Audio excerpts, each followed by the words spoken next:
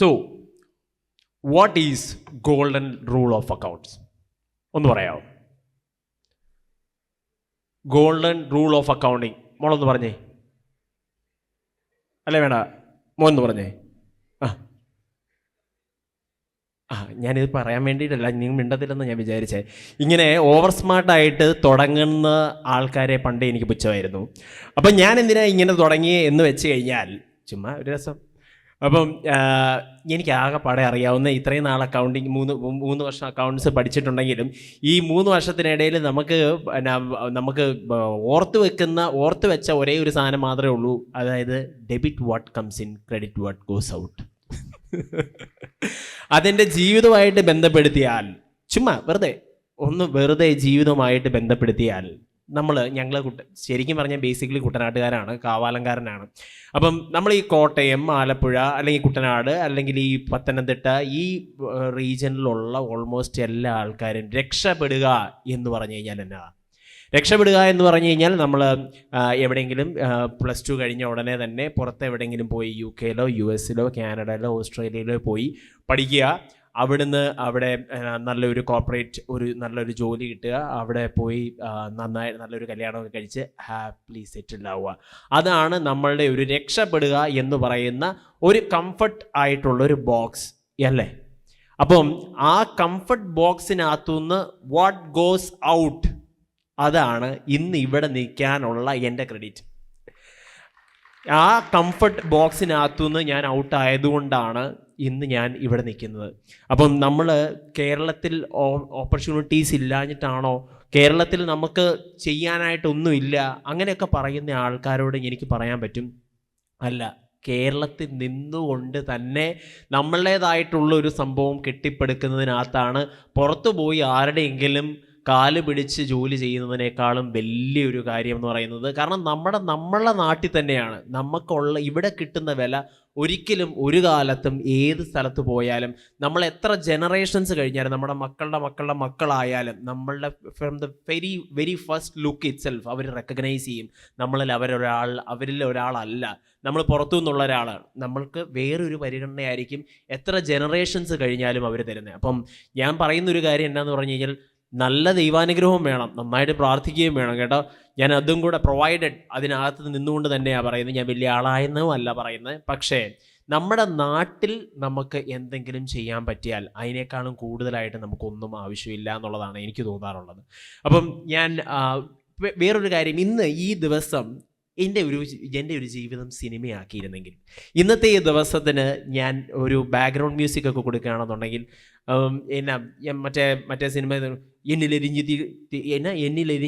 തുടങ്ങിയ തീക്കനൽ എന്ന് പറയുന്ന പാട്ടൊക്കെ ഇല്ലേ, ആ ഒരു പാട്ട് പ്ലേ ചെയ്യാൻ പറ്റിയ ദിവസമാണ്. അപ്പം നിങ്ങൾ ഓർക്കും, SB കോളേജിൽ പഠിക്കാത്ത ഇങ്ങേർക്ക് എന്നാ ഇത്രയും വലിയ ഹൈപ്പിൻ്റെ ആവശ്യം, ഇന്നത്തെ ഈ ദിവസത്തിന് ഇത്രയും വലിയ ഹൈപ്പിൻ്റെ ആവശ്യം എന്ന് ചോദിച്ചാൽ എനിക്ക് പറയാൻ പറ്റും, ഇന്നേക്ക് 6 വർഷം മുന്നേ, ഇന്ന് ഒരു ചൊവ്വാഴ്ചയാണ്, 6 വർഷം മുന്നേ ഒരു ചൊവ്വാഴ്ച ഏതാണ്ട് ഈ സമയത്ത് ഈ SB കോളേജിൻ്റെ നേരെ ഓപ്പോസിറ്റ് നിങ്ങളൊരു KR ബേക്കേഴ്സ് കണ്ടിട്ടില്ലേ? ആ KR ബേക്കേഴ്സിൻ്റെ മേളിൽ ഇപ്പോഴത്തെ ഒരു ബെല്ലേസ ഇല്ലേ, ആ ബെല്ലേസയായിരുന്നു ഞാൻ ആദ്യം കണ്ടിരുന്ന സ്ഥലം. ആ സ്ഥലത്ത് വെച്ച് തുടങ്ങണം എന്ന് വിചാരിച്ച് അതെടുത്ത് 1 വർഷത്തോളം ഞാൻ, ഈ മുനിസിപ്പാലിറ്റിയുടെ ലൈസൻസ് കിട്ടിയില്ല, നമ്പർ കിട്ടിയില്ല, 1 വർഷത്തോളം ഞാൻ നടന്ന സമയമുണ്ട്. ഏതാണ്ട് ഈ സമയങ്ങളിൽ ഞാൻ മുനിസിപ്പാലിറ്റിയിൽ നിന്ന് അവിടെ എല്ലാം പോയി കഴിഞ്ഞ് തിരിച്ച് വേറെ പ്രത്യേകിച്ച് ഒന്നും ചെയ്യാനില്ലാത്തതുകൊണ്ട് അവിടെ വരും. അവിടെ വന്നിട്ട് എനിക്ക് അറിയാവുന്ന ഒറ്റ കാര്യം, മുട്ടുകുത്തി കൈ പിടിച്ച് കരഞ്ഞു പ്രാർത്ഥിക്കും. 4 മൂലയ്ക്ക് നിന്ന് മുട്ടുകുത്തി അമ്മ പഠിപ്പിച്ച ഏക മാർഗം അതാണ്. അങ്ങനെ പ്രാർത്ഥിക്കുമായിരുന്നു. അപ്പം ഞാൻ ഓർക്കും, ദൈവമേ, ആ SB കോളേജിലുള്ള പിള്ളേർ വല്ലതും കാണുന്നുണ്ടാവുമോ, ഇവരെന്നെ ഈ പൊട്ടത്തനം കാണിക്കുന്നത് വിചാരിക്കുന്നുണ്ടാവുമോ എന്നൊക്കെ അന്ന് ഞാൻ വിചാരിച്ചു. ഇന്നേക്ക് 6 വർഷം മുന്നേ, ഇന്ന് 6 വർഷത്തിന് ശേഷം അതിൻ്റെ നേരെ മുന്നിൽ കണ്ട ആ SB കോളേജിൽ കൊമേഴ്സ് ഡിപ്പാർട്ട്മെൻറ്റിൽ ഗസ്റ്റായിട്ട് ടോക്ക് എടുക്കാൻ ഞാൻ വരാനായിട്ട് പറ്റുക എന്ന് പറയുന്നത്, ഇത് ശരിക്കും സിനിമയെ കാണുന്ന കാര്യം തന്നെയാണോ എന്ന് ഞാൻ ഡൗട്ട് ചെയ്യുന്നു. എൻ്റെ ജീവിതം ഒരു സിനിമ ആവണം എന്നാണ് ഞാൻ വിചാരിക്കുന്നത്. ഞാൻ ശരിക്കും ഇപ്പം ഞാൻ ശരിക്കും പറഞ്ഞു കഴിഞ്ഞാൽ, ഞാൻ ഒരു കാരണവശാലും ഞാൻ പറയുന്നത്, ഞാനൊരു ഭയങ്കര സക്സസ്ഫുൾ ആയിട്ടുള്ള ഒരാളൊന്നും അല്ല. സത്യം പറഞ്ഞു കഴിഞ്ഞാൽ ഇതെല്ലാം അച്ഛൻ പറഞ്ഞത് ശരി തന്നെ. ഞാൻ അത് ഒരു വലിയ ഇന്നലെ കഴിഞ്ഞ ദിവസം കന്യാസ്ത്രീകളെ എന്നാ മതത്തിൻ്റെ പേരിൽ അല്ലെങ്കിൽ ഈ ശുശ്രൂഷ ചെയ്തു അല്ലെങ്കിൽ ഇങ്ങനെ ദൈവത്തിനെ പറ്റി പറഞ്ഞു എന്നതിൻ്റെ പേരിൽ അവർ അപമാനിക്കപ്പെട്ടെങ്കിൽ, പക്ഷേ എനിക്ക് എന്നാ കിട്ടുന്നതെന്ന് പറഞ്ഞു കഴിഞ്ഞാൽ ഞാൻ ദൈവത്തെ പറ്റി പറയുമ്പോഴും അല്ലെങ്കിൽ സ്റ്റോറി ഇടുമ്പോഴും എനിക്ക് ഭയങ്കര അപ്രീസിയേഷൻ കിട്ടുക. പക്ഷേ എൻ്റെ ഈ റെഡിറ്റ് പോലെയുള്ള പല കാര്യങ്ങൾക്കകത്തും ഇങ്ങനെ കാണാറുണ്ട്, ഇത് പ്രൊമോഷൻ്റെ ഭാഗമായിട്ട് ഇവനിത് പറയുന്നതാണെന്ന്. സത്യം പറഞ്ഞു കഴിഞ്ഞാൽ പ്രൊമോഷൻ്റെ ഭാഗമായിട്ട് ഞാനത് പറയുന്നതല്ല. പക്ഷെ ഞാൻ ഇത്രയെങ്കിലും പറഞ്ഞില്ലെങ്കിൽ അതൊരു നന്ദികേടായി പോവും. കാരണം ഞാൻ ചെയ്തിട്ടുള്ള പല പൊട്ടത്തരങ്ങളും വലിയ ബുദ്ധിമാൻ്റെ കഴിവുകളാക്കി മാറ്റിയത് തമ്പുരാൻ്റെ അനുഗ്രഹം ഒന്നുകൊണ്ട് മാത്രമാണ്. അത് ഞാൻ എവിടെയും പറയും, ആരോടും പറയും. പക്ഷേ ഞാൻ ചെയ്തു എന്തെങ്കിലുമൊക്കെ ദൈവം പറയുന്ന ഒരു ഇൻസൈറ്റിനനുസരിച്ച് ഞാൻ പ്രവർത്തിക്കുകയും കൂടെ ചെയ്യണം. അപ്പം ഇത്രയും നാളുകളുള്ള എൻ്റെ ഒരു ചെറിയ ജീവിതത്തിനകത്തുനിന്ന് എനിക്ക് കുറച്ച് കാര്യങ്ങൾ നിങ്ങളോട് പറഞ്ഞു തരാനായിട്ടുണ്ട്. ഒന്ന്, ക്രെഡിറ്റ് നമ്മൾ എടുക്കണം. ക്രെഡിറ്റ് അത് നല്ലത് ചെയ്താലും എടുക്കണം, ചീത്തയായിട്ട് നമ്മളുടെ ഭാഗത്തുനിന്ന് എന്തെങ്കിലും പ്രശ്നം ഉണ്ടായാലും അതിൻ്റെ ക്രെഡിറ്റിനുള്ള അവകാശം നമുക്ക് തന്നെയാണ്. അതായത് ഞാൻ നല്ലത് ചെയ്തതിൻ്റെ ഈ ക്രെഡിറ്റ് മുഴുവൻ ഞാൻ ഏറ്റുവാങ്ങുന്ന പോലെ തന്നെ നാളെ എൻ്റെ ബ്രൈഡൽ നമ്മുടെ സാരിയിൽ ഒരു കംപ്ലൈൻറ്റ് വന്നാലോ നമ്മുടെ ഗൗൺ ഏതെങ്കിലും കുളമായാലോ മുന്നിൽ ആദ്യം പോയി നിൽക്കാൻ പോകുന്നത് ഞാൻ തന്നെയാണ്. ഒരാൾക്കും ഞാനത് വിട്ടുകൊടുക്കത്തില്ല. അവരുടെ തെറി മുഴുവൻ കേൾക്കാനുള്ള അവകാശം ഇതും എനിക്ക് തന്നെയാണ്. കാരണം എനിക്കിതിനകത്തുനിന്ന് പൈസ കിട്ടുന്നുണ്ടെങ്കിൽ ഈ ഡിസൈനേഴ്സ് ഓരോ ആൾക്കാരും ചെയ്ത് അവരുടെ ക്രിയേറ്റിവിറ്റിയുടെ ക്രെഡിറ്റ് ഞാൻ എടുക്കുന്നുണ്ടെങ്കിൽ ഇവിടെ ഉണ്ടാകുന്ന പ്രശ്നങ്ങളുടെ ക്രെഡിറ്റും എനിക്ക് അവകാശപ്പെട്ടതാണ്. അപ്പം ഞാൻ ഇടയ്ക്ക് ആലോചിക്കാറുണ്ട്, ചില ആൾക്കാർ പറയാറുണ്ട് ഞാൻ ചെയ്യുന്നതൊന്നും ശരിയാവത്തില്ല, ഇതെൻ്റെ സമയമല്ല, എൻ്റെ സമയം വരട്ടെ, അല്ലെങ്കിൽ എന്നെ സഹായിക്കാൻ ആരും ഉണ്ടായിരുന്നില്ല, ആരെങ്കിലും ഒരാളുണ്ടായിരുന്നെങ്കിൽ. അങ്ങനെ ഒരു സമയവും അങ്ങനെ ഒരു ആൾക്കാരെയൊക്കെ നോക്കി നിങ്ങൾ ഇരിക്കുകയാണെന്നുണ്ടെങ്കിൽ എനിക്ക് പറയാൻ പറ്റും ആ ദിവസം വരത്തില്ല, അങ്ങനെ ഒരാളും വരാൻ പോകുന്നില്ല. നിങ്ങളായിട്ട് വിചാരിച്ചിറങ്ങാതെ ദൈവം നിങ്ങളുടെ മനസ്സിൽ തോന്നിക്കുന്ന ഓരോ കാര്യങ്ങൾക്കനുസരിച്ച് ചിലപ്പം അത് നിങ്ങളുടെ അപ്പൻ്റെയും അമ്മയുടെയും വിധത്തിൽ തെറ്റായിരിക്കാം, പക്ഷെ ചിലപ്പം ബാക്കിയുള്ളവരുടെ വിധത്തിൽ നോക്കുമ്പോഴത്തേന് അത് തെറ്റായിരിക്കാം, ഫൂളിഷ്നെസ് ആയിരിക്കാം. പക്ഷെ നിങ്ങളുടെ മനസ്സിൽ ഭയങ്കര സ്ട്രോങ് ആയിട്ടൊരു സാധനം ഉണ്ടെങ്കിൽ you should definitely try it. കാരണം അത്രയെങ്കിലും നമ്മൾ ചെയ്യാനായിട്ട് വേണ്ടി നമ്മൾ ഇറങ്ങുകയെങ്കിലും ചെയ്യണം. അപ്പം ഞാൻ പറയുന്ന എന്നാ കാര്യം എന്ന് വെച്ച് കഴിഞ്ഞാൽ നമ്മളുടെ ഓപ്പർച്യൂണിറ്റീസും നമ്മളുടെ സംഭവങ്ങളും നമ്മൾ തന്നെത്താനെയാണ് കണ്ടുപിടിക്കേണ്ടത്, നമ്മളായിട്ട് ഇറങ്ങുകയാണ് ചെയ്യേണ്ടത്. അതുപോലെ വേറൊരു കാര്യം ഞാൻ പറയുന്നത്, ഞാൻ ഇവിടെ തുടങ്ങിയ ഒരു സ്ഥലം എന്ന് പറയുന്നത് ഇവിടെ മാർക്കറ്റ് റോഡിലാണ്. ഈ പരിപാടി ശരിയാകുന്നില്ലെന്ന് കണ്ടപ്പോഴത്തേന് മാർക്കറ്റ് റോഡിൽ ആരും കാണാത്ത ആരും ശരിക്കും പറഞ്ഞു കഴിഞ്ഞാൽ ആ വഴിയിലോട്ട് പോലും കയറാത്ത സ്ഥലത്താണ് നമ്മൾ സ്റ്റാർട്ട് ചെയ്യുന്നത്. അപ്പം ഞാൻ പറയാൻ ഉദ്ദേശിക്കുന്ന ഒരു കാര്യം എന്താണെന്ന് വെച്ച് കഴിഞ്ഞാൽ, പച്ചക്കറി ചന്തയ്ക്കകത്ത് ഒട്ടും ആപ്റ്റായിട്ടുള്ള പാർക്കിംഗ് പോലും ഇല്ലാതിരുന്ന ഒരു സ്ഥലത്താണ് നമ്മൾ സ്റ്റാർട്ട് ചെയ്യുന്നത്. അപ്പം ഞാൻ ഇങ്ങനെ ഒരു സംഭവം തുടങ്ങാൻ പോവുകയാണ്. ഞാൻ ഫാബ്രിക്കായിട്ടാണ് സ്റ്റാർട്ട് ചെയ്യുന്നത്. ഒരു 5-5.5 വർഷം മുന്നേ പെൺപിള്ളേർക്കൊക്കെ ഏകദേശം അറിയായിരിക്കും. നമ്മൾ മിക്സ് ആൻഡ് മാച്ച് ചെയ്ത് ചുരിദാറുകളൊക്കെ ചെയ്യുന്നൊരു സമയം, ദുപ്പട്ട ഒരു കളറ്, ടോപ്പും ബോട്ടോ ഒരു കളറ്, അങ്ങനത്തെ ഒരു സൈസ് സംഭവമില്ലേ. അപ്പം ഫാബ്രിക്കായിട്ടാണ് നമ്മൾ എംലോഫ്റ്റ് സ്റ്റാർട്ട് ചെയ്യുന്നത്. അപ്പം അന്ന് ഇവൾ അന്യം പരദേശിയുമായിരുന്നു, ഓപ്പോസിറ്റ് വീട്ടിലെ പെങ്കൊച്ചായിരുന്നു. അവൾ ഹെൽപ്പ് ചെയ്യാനൊക്കെ വരുമൊക്കെ ചെയ്തായിരുന്നു അവിടെ കാര്യങ്ങളൊക്കെ ചെയ്യാനായിട്ട്. അപ്പം ഞാൻ പറഞ്ഞു തന്നെ എന്നാന്ന് വെച്ചാൽ, നമ്മൾ അങ്ങനെയാണ് എംലോഫ്റ്റ് ചന്ദൻ മാർക്കറ്റ് റോഡിനകത്ത് ഒരു സ്ഥലത്ത് സ്റ്റാർട്ട് ചെയ്യുന്നത്. അപ്പോൾ സ്റ്റാർട്ട് ചെയ്തപ്പോഴത്തേന് എല്ലാവരും പറഞ്ഞു, ചങ്ങനാശ്ശേരിയിലോ ഇങ്ങനത്തെ ഒരു സ്ഥാപനമോ, എൻ്റെ മോനെ പൊട്ടത്തരം കാണിക്കരുത്. അവിടുത്തെ അച്ചായന്മാർ മുഴുവൻ വന്നിട്ട് അവിടെ നിന്ന് വൈകുന്നേരം വന്നിട്ട് പറയുമായിരുന്നു. പിന്നെ അവൻ്റെ അപ്പൻ്റെ പൈസ കളയാനായിട്ട് ഇറങ്ങിയിരിക്കുക. അപ്പം പക്ഷേ ഞാൻ ആലോചിച്ച ഒരു കാര്യമുണ്ട്. അതായത് ഇവിടെ ചങ്ങനാശ്ശേരിക്കാർ എന്നാ തുണി എടുക്കത്തില്ലേ? ചങ്ങനാശ്ശേരിക്കാരെന്നാ അല്ലെങ്കിൽ ഈ അടുത്തുള്ള ഭാഗത്തുള്ള ആൾക്കാർ എറണാകുളത്തും കോട്ടയത്തും അന്റാർട്ടിക്കയിലും പോയി സാധനം എടുക്കും. ഒരു ചെറിയ തുണിക്ക് വേണ്ടിയിട്ട് അവിടെയൊക്കെ പോയി സാധനം എടുക്കും. അപ്പം ഈ 10-ൽ ഒരാൾ വേണ്ട 100-ൽ ഒരാളെങ്കിലും എൻ്റെ കടയിൽ വരാതിരിക്കുമോ? ഇപ്പം നമ്മൾ ആമ്പിള്ളേർക്ക് കുറച്ചും കൂടെ അറിയാം, ഫുഡ് കഴിക്കാൻ ഇഷ്ടമുള്ള ആൾക്കാർ കൂടുതലും ആമ്പിള്ളേരാണ്. അപ്പം ഫുഡ് കഴിക്കാൻ വേണ്ടി എത്ര ദൂരത്തും നമ്മൾ എത്ര കഷ്ടപ്പെട്ടും പോകുന്നത് മാത്രമല്ല, അവിടെ ക്യൂ നിന്ന് അവിടെ ഫാനില്ലായിരിക്കും, അവിടെ സെർവ് ചെയ്യാൻ ആളില്ലായിരിക്കും, അവരുടെ സർവീസ് ഒട്ടും കൊള്ളത്തില്ലായിരിക്കും. പക്ഷേ ആ ഫുഡ് നല്ലതാണെന്നുണ്ടെങ്കിൽ അത് കഴിക്കാൻ ക്യൂ നിന്ന് കഷ്ടപ്പെട്ട് നമ്മൾ പോകുന്ന പോലെ തന്നെയാണ് ഈ പെൺപിള്ളേർക്ക് നല്ല സാധനം കിട്ടിയാൽ ഏത് ഗുദാമിൽ ഇവർ പോവും, ആരോടും ഒരു പരാതിയും പറയത്തില്ല, ഒരു പരിഭവവും പറയത്തില്ല. അതിൻ്റെ ലൈവ് എക്സാമ്പിളാണ് ഞാൻ. കാരണം നമ്മൾ അവിടെ സ്റ്റാർട്ട് ചെയ്തപ്പോഴത്തേന് മന്ത്രകോടി ഒന്നും ഒരിക്കലും കൊടുക്കാൻ പറ്റുന്നൊരു സ്ഥലമായിരുന്നില്ല അത്. ഇത് ഹോൾസെയിലാണോ, ഇത് റീറ്റെയിലാണോ, ഇത് എന്നാ കടയാ, തയ്യക്കടയാണോ, ആൾക്കാർക്ക് ഒരു പിടുത്തവും കിട്ടുന്നില്ല, എങ്ങനെയാണെന്നുള്ളത് മനസ്സിലാവാത്തൊരു സ്റ്റേജിലാണ് നമ്മൾ സ്റ്റാർട്ട് ചെയ്യുന്നത്. അപ്പം ഈ അപ്പന്മാർ വരും, പെമ്മക്കളുടെ നിർബന്ധം സഹിക്കുക വയ്യാതെ അപ്പന്മാർ നമ്മുടെ കൂടെ വരും, ഇവരുടെ കൂടെ വരും. വന്നു കഴിഞ്ഞിട്ട് ഇതാണോ എം ലോഫ്റ്റ്, ഇപ്പം എത്ര പേരങ്ങനെ പറഞ്ഞ് ഞാൻ കേട്ടിട്ടുണ്ടെന്നറിയാം. ആദ്യമൊക്കെ വിഷമമുണ്ടെങ്കിലും പിന്നെ ഇങ്ങനെ ചോദിച്ചില്ല എന്ന് ഞാൻ ആലോചിക്കുമായിരുന്നു. കാരണം കൂടുതലും അപ്പന്മാരങ്ങനെ, കാരണം നമ്മൾ കണ്ടിരിക്കുന്ന കാര്യങ്ങളിൽ മുഴുവൻ പാരമ്പര്യമില്ലാതെ ഈ പട്ടുസാരിയിലേക്ക് കടന്നിരിക്കുന്ന ആൾക്കാർ വളരെ വളരെ കുറവായിട്ടാണ് എനിക്ക് തോന്നുന്നത്. കണ്ടിട്ടേ ഇല്ല ഞാൻ അങ്ങനെ. എന്നോട് എൻ്റെ അമ്മ ചോദിച്ചിട്ടുണ്ട്, എനിക്കൊരൊറ്റ പെങ്ങളേ ഉള്ളൂ, അവളുടെ കല്യാണത്തിനാണെങ്കിൽ സാരി എടുക്കാൻ നമ്മുടെ പോലത്തെ ഒരു കടയിൽ നീ പോവോ? യുക്തിക്ക് വെച്ച് ആലോചിച്ച് നോക്കിക്കഴിഞ്ഞാൽ ശരിയാണ്. പട്ടുസാരിയുടെ സ്റ്റോറ് വലിയ സ്റ്റോറായിരിക്കണം, പാർക്കിംഗ് വേണം, ചായ കൊടുക്കാൻ ആൾക്കാർ വേണം, കോട്ടിട്ട് പെമ്പിള്ളേർ ഫ്രണ്ടിൽ നിൽക്കണം, അങ്ങനെ കുറേ സംഭവങ്ങളുണ്ട്. പക്ഷേ ഇതൊന്നുമില്ലാതെയാണ് പട്ടുസാരിയുടെ ബിസിനസ്, മന്ത്രകോടിയുടെ ബിസിനസ് നമ്മൾ സ്റ്റാർട്ട് ചെയ്യുന്നത്. അപ്പോൾ ആദ്യം വരുമ്പോഴത്തേന് ഇങ്ങനത്തെ സംഭവങ്ങൾ കേട്ടില്ലെങ്കിലല്ലേ അത്ഭുതമുള്ളൂ. ഞാൻ ഇപ്പോഴും ഓർക്കുന്ന ഒരു കാര്യമുണ്ട്, അതായത് ഇതിനകത്തെ ഇപ്പോഴത്തെ ഈ സുഖവും BMW കാറും ഈ സംഭവങ്ങളെല്ലാം നമുക്ക് ശരിയാ, അതൊക്കെ അതിന് മുന്നേ ഒരു സമയം ശരിക്കും ഉണ്ടായിരുന്നു, ശരിക്ക് വിഷമിച്ചിട്ടുള്ള ഒരു സമയം ഉണ്ടായിരുന്നു. ഡോക്ടറാകാൻ വിട്ട എൻ്റെ അമ്മയുടെ ഒരു പ്രത്യേകത എന്നാന്ന് വെച്ചാൽ, അമ്മയ്ക്ക് ഒരൊറ്റ ആഗ്രഹം ഉണ്ടായിരുന്നുള്ളൂ, ഞാൻ പഠിക്കണം. അമ്മ BSc നേഴ്സായിരുന്നു, അമ്മ MOH നേഴ്സായിരുന്നു. അപ്പം എൻ്റെ ബുദ്ധിമാനും മിടുക്കനുമായ എൻ്റെ അപ്പൻ അമ്മയെ കല്യാണം കഴിച്ചത് തന്നെ MOH നേഴ്സാണല്ലോ. അപ്പം നേഴ്സ് പെണ്ണിനെ കല്യാണം കഴിച്ചാൽ ജീവിതം രക്ഷപ്പെടും എന്നുള്ള ഒരു ഇതിൻ്റെ പേരിലാണ് എൻ്റെ അമ്മയെ കല്യാണം കഴിച്ചത് തന്നെ, ചുമ്മാ പറഞ്ഞ കേട്ടോ. അപ്പം അങ്ങനെയാണ് അമ്മ അവിടെ. അപ്പം അമ്മ ജോലി ചെയ്യുന്നു. അപ്പം ഞാൻ 2ാം ക്ലാസ് ആയപ്പോൾ അമ്മയുടെ ഒരു ഏറ്റവും വലിയ ആഗ്രഹം എന്നായിരുന്നു വെച്ചാൽ, മക്കളെ പഠിപ്പിക്കണം, മകനെ പഠിപ്പിക്കണം, പറ്റുന്ന വിധത്തിൽ ഏറ്റവും ബുദ്ധിമുട്ടിയാണെങ്കിലും നല്ല വിദ്യാഭ്യാസം കൊടുക്കണം, നല്ലൊരു ജോലിയിലേക്ക് കയറ്റണം. അങ്ങനെ മാത്രമേ അമ്മയ്ക്ക് എന്ന് വെച്ചാൽ, എൻ്റെ അമ്മയുടെ പ്രത്യേകത എന്നാന്ന് വെച്ചാൽ ഭയങ്കര കോമ്പറ്റീറ്റീവ് അങ്ങനെയൊന്നുമല്ല, ഭയങ്കര പാവമായിട്ടുള്ളൊരു സ്ത്രീയാണ്. പുള്ളിക്കാരിക്ക് പാടെ ഒരേ ഒരു ആഗ്രഹം ഇത് മാത്രമായിരുന്നു ഉണ്ടായിരുന്നത്.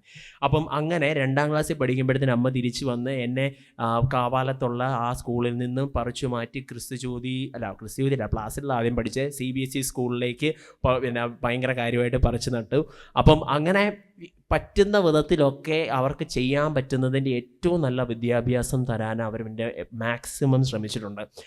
പിന്നെ എൻ്റെ കഴിവ് കൊണ്ട് ഞാൻ ഇങ്ങനെ പ്ലാസിഡിൽ നിന്ന് ആദ്യം ക്രിസ്തുജ്യോതിയിലോട്ട് മാറി, ക്രിസ്തുജ്യോതിയിൽ നിന്ന് പിന്നെ SH മാറി, പിന്നെ ഞാൻ ഇങ്ങനെ പല സ്കൂളുകളിലായിട്ട് ഇങ്ങനെ മാറി അതെൻ്റെ ഒരു ഗുണം കൊണ്ടിട്ട് അങ്ങനെ സംഭവിച്ചിട്ടുണ്ട്.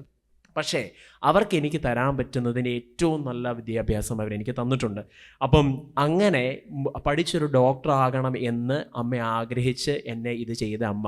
അപ്പം ഞാൻ ഇവിടെ ഈ ഞാൻ പറഞ്ഞല്ലോ, നമ്മൾ ആദ്യം സ്റ്റാർട്ട് ചെയ്തൊരു ഗോഡൗൺ സ്പേസിൽ നിന്നാണ്. അവിടെ വെച്ച് നമ്മൾ ഇത് ചെയ്തുകൊണ്ടിരുന്ന് നമ്മൾ ആദ്യത്തെ കസ്റ്റമേഴ്സൊക്കെ വരുമ്പോഴത്തേന് ഞാൻ ഓരോന്നിനകത്തും ഭയങ്കരമായിട്ട് എഫേർട്ട് ഇടും.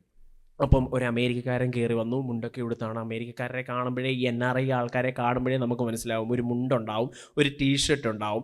അപ്പം ഈ ഒരു കോമ്പിനേഷൻ കാണുമ്പോഴേ നമുക്ക് മനസ്സിലാവും ഇവർ ഗൾഫുകാരൻ അല്ലെങ്കിൽ അമേരിക്കക്കാരനായിരിക്കും. അപ്പം കണ്ടപ്പോഴേ മനസ്സിലായി, സാർ വന്ന് ഇരിക്കുക എന്നൊക്കെ പറഞ്ഞിട്ട്. അപ്പം ഈ പുള്ളിക്ക് പരമപുച്ഛം, നമ്മളെ കണ്ടപ്പം മുതലേ പരമപുച്ഛം. എന്നിട്ട് ഈ കൊച്ചിൻ്റെ ബ്ലൗസ് എന്നാൽ ഇച്ചിരി വണ്ണമുള്ള ഒരാളാണ്, ബ്ലൗസ് സ്റ്റിച്ച് ചെയ്ത് കഴിഞ്ഞപ്പം സ്വാഭാവികമായിട്ടും ഉണ്ടാകുന്ന കുറച്ച് ഓൾട്രേഷൻ. നമുക്ക് തയ്യൽ എന്നാ അറിയാം, അവിടെ ഉള്ളതിൽ ഏറ്റവും ബെസ്റ്റായിട്ടുള്ള തയ്യക്കാരെയും ആൾക്കാരെയും ഡിസൈനറേയും വെച്ചിട്ടാണ് നമ്മൾ സ്റ്റാർട്ട് ചെയ്തത് തന്നെ. പക്ഷേ നമുക്ക് സംസാരിക്കാൻ മാത്രമേ നമുക്കറിയത്തുള്ളൂ, ബാക്കിയുള്ള ടെക്നിക്കൽ ടേംസ് ഒന്നും നമുക്കറിയത്തില്ല അന്നത്തെ സമയത്ത്. അപ്പം ഞാൻ എന്നാ ചെയ്തു, അപ്പം ബ്ലൗസിൻ്റെ ഫൈനൽ ട്രയലിൻ്റെ സമയത്ത് എന്തോ ഒരു ചെറിയ കറക്ഷൻ, ആ പുള്ളി എന്നെ ഭയങ്കരമായിട്ട് അമ്മയുടെ മുന്നിൽ വെച്ച് ഭയങ്കരമായിട്ട് അപമാനിച്ചു. ഭയങ്കരമായിട്ട് എന്ന് വെച്ചാൽ അനാവശ്യമായിട്ട് എന്നെ വഴക്ക് പറഞ്ഞു. അത് മുഴുവൻ ഞാൻ കേട്ട് നിന്നു. അത് കഴിഞ്ഞിട്ട് പുള്ളി ഫോണിനകത്ത് സംസാരിച്ചു, ഒരാളോട് വിളിച്ചിട്ട് പറഞ്ഞു, ഞാൻ ഈ തയ്യക്കടയിൽ നിൽക്കുക, തയ്യക്കാരൻ പറയുന്നത് അത് ശരിയാക്കി തരാമെന്നാണ് പറയുന്നത്.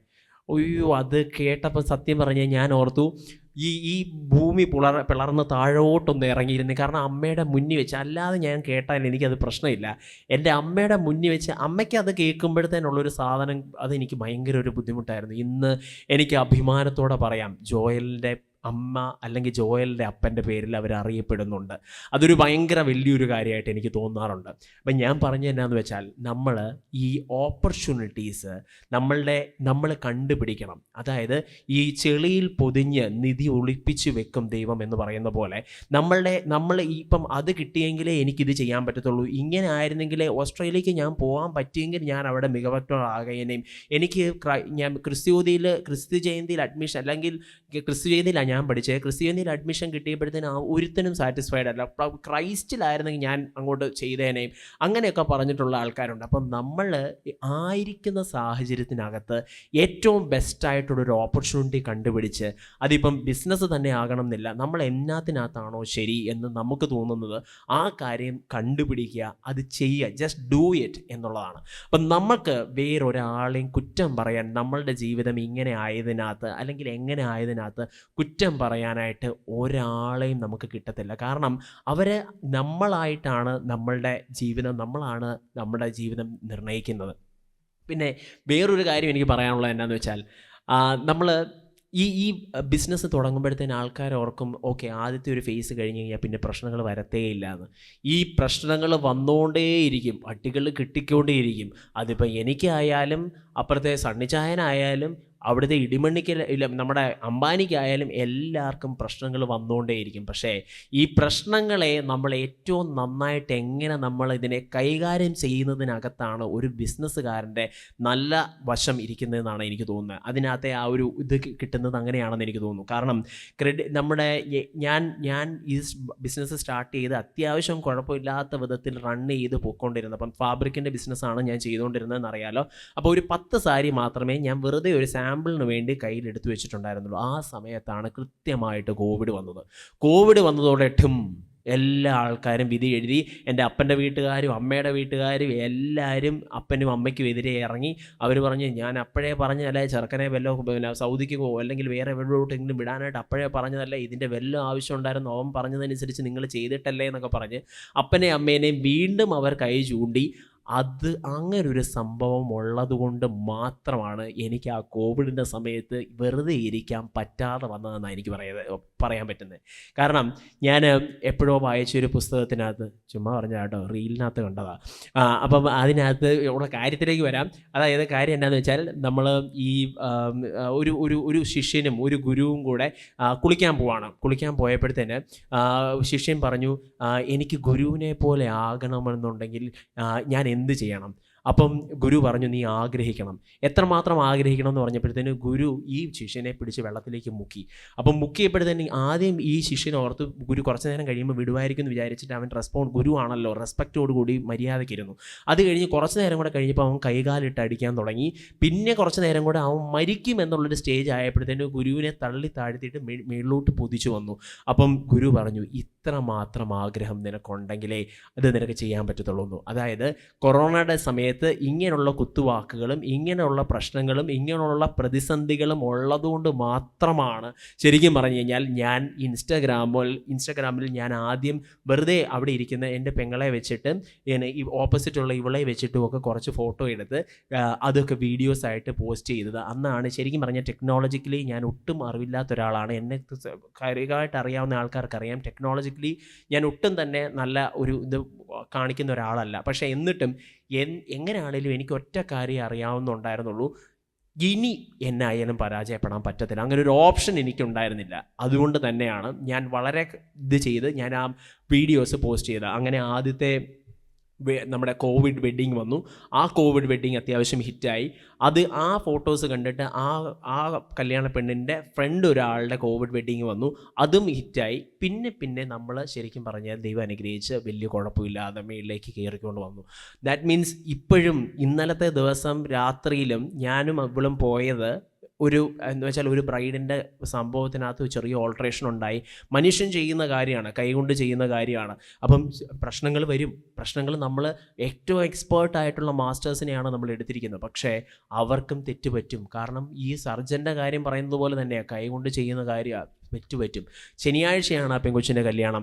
ഇന്നലെ രാത്രി 1 മണിയായപ്പം ആ സാധനം 1 മണിക്ക് നമ്മുടെ ഇവിടുന്ന് സ്റ്റാർട്ട് ചെയ്ത്, ശനിയാഴ്ചയാണ് കല്യാണം എന്നുണ്ടെങ്കിൽ അവർക്ക് ടെൻഷൻ ഉണ്ടാവാതിരിക്കാൻ നമ്മുടെ ആൾക്കാർ ഇവിടുന്ന് 1 മണി, ഞാനും ഇവളും അവിടെ തന്നെ ഉണ്ടായിരുന്നു, 1 മണിക്കാണ് ഈ സാധനം കൊണ്ടുപോകാനായിട്ട് മൂവാറ്റുപുഴയ്ക്ക് കൊണ്ടുപോകുന്നത്. അപ്പം ഞാൻ പറഞ്ഞത് എന്നാന്ന് വെച്ചാൽ, നമ്മൾ എത്ര വലിയ ആളായാലും പ്രശ്നങ്ങൾ വരും. അതിനെ നമ്മൾ ധൈര്യത്തോടെ നമ്മൾ ഫേസ് ചെയ്യുന്നതിനകത്താണെന്ന് തോന്നുന്നു ഏറ്റവും വലിയൊരു കാര്യം. പിന്നെ വേറൊരു കാര്യം എന്ന് പറയുന്നത്, വന്ന വഴി നമ്മൾ മറക്കാൻ പാടില്ല. ഞാൻ ചിലപ്പോഴൊക്കെ ആലോചിക്കും, എന്ത് കണ്ടിട്ടാണോ ഇങ്ങനെ നമ്മൾക്കിങ്ങനെ അഹങ്കരിക്കാൻ. നമ്മളും ചിലപ്പോൾ ഒക്കെ നമ്മൾ അറിയാതെ അഹങ്കരിച്ചു പോകും. നമ്മൾ അറിയത്തില്ല നമ്മളുടെ പ്രശ്നം എപ്പോഴാണ് വരുന്നതെന്ന് നമുക്കറിയാൻ പറ്റത്തില്ല. ചിലപ്പോൾ ഞാൻ ഇരിക്കുന്നതിനകത്തായിരിക്കും, ചിലപ്പോൾ ഞാൻ നിൽക്കുന്നതിനായിരിക്കും. ചിലപ്പം ഫോർ സില്ലി എക്സാമ്പിൾ, അതായത് ഞാൻ ഇറങ്ങി വരുമ്പോഴത്തേന് നമ്മുടെ ഒരു വാച്ച്മാൻ അങ്കിളുണ്ട്. ആ അങ്കിളിനോട് ഞാൻ എപ്പോഴും നന്നായിട്ടാണ് പെരുമാറാറ്. പക്ഷേ അങ്കിൾ വരുമ്പോൾ എന്നോട് ഗുഡ് മോർണിംഗ് പറയും. ഞാൻ പക്ഷേ എന്തെങ്കിലും ആലോചിച്ച് അകത്തോട്ട് കയറി പോവായിരിക്കും. അപ്പോഴാണ് ഇവൾ എന്നോട് ഒരു ദിവസം പറഞ്ഞത്, ജോസാച്ചാൻ അവിടെ നിന്നേ, ആ അങ്കിൾ ഗുഡ് മോർണിംഗ് പറഞ്ഞിട്ട് എന്നെ തിരിച്ച് പറയാഞ്ഞേ. അപ്പോഴാണ് ഞാൻ ആലോചിക്കുന്നത്, ശരിയാണ്, ഞാൻ എത്ര വലിയ അഹങ്കാരമാണ് കാണിക്കുന്നത്. എൻ്റെ അപ്പൻ്റെ പ്രായമുള്ള ഒരു മനുഷ്യൻ എന്നോടൊരു ഗുഡ് മോർണിംഗ് പറഞ്ഞിട്ട് തിരിച്ച് പറയാനുള്ളൊരു മര്യാദ ഞാൻ അറിഞ്ഞുകൊണ്ടല്ല അത് ചെയ്തത്.